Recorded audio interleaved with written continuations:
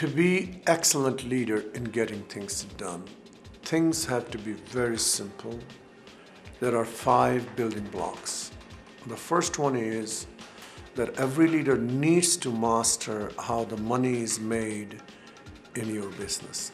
It has to be in the language of a tienda, of a street vendor, of a corner grocery store.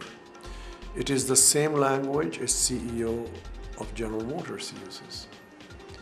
The difference is his company is very big and the tienda owner is one-person shop, but the business nucleus demands the same measures, complexity notwithstanding.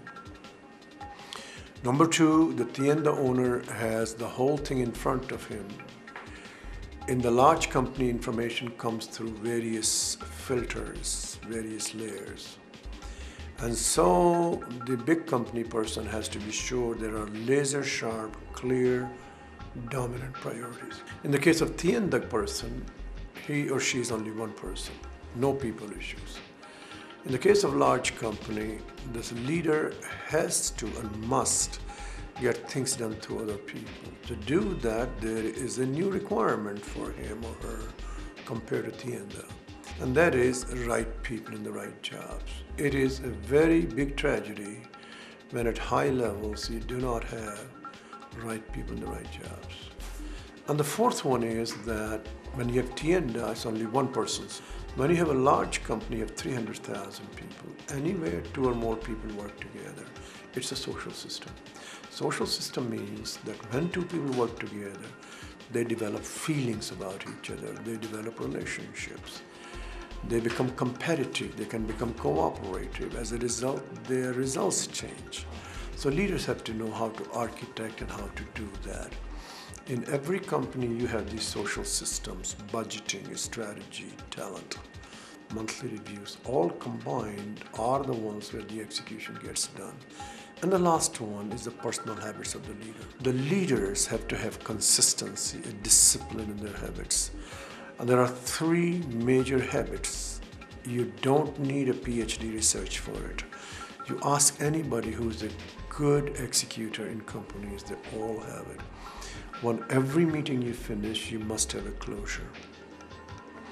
Who is going to do what when? That assigns accountability and clarity.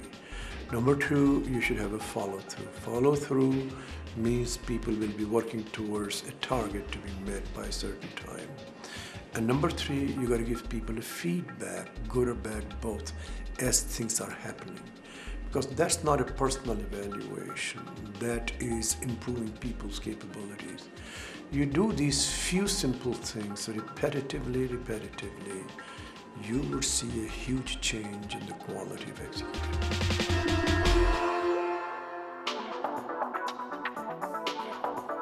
This is a very important question, and I would like every leader to reflect on it. By the time most people enter in the leadership jobs, they are 25 or older, 26, 25.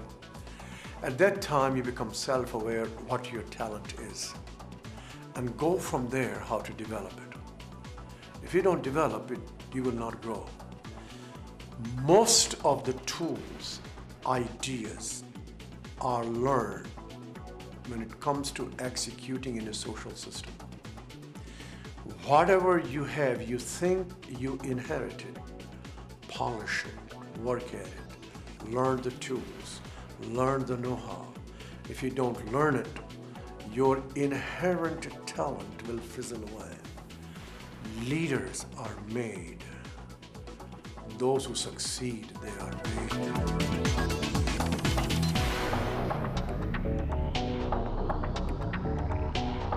2 major problems going on, especially in the United States, in Europe, and parts of Japan. And that is that companies are searching how to do the internal or organic growth.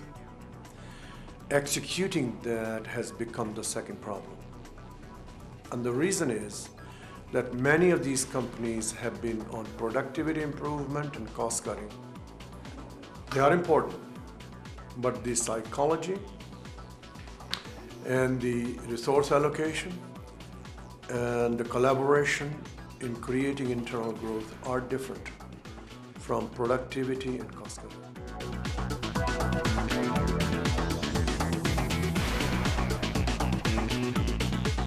I think in this day and age, not at the time Peter Drucker talked, the things have become much more complex.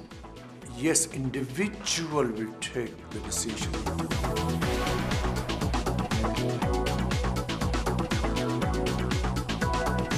The most difficult part for an entrepreneur is to watch the cash. And so the first advice for the entrepreneur is to know what the sources of cash are going to be. Second thing is got to control the ego and say whose help is needed.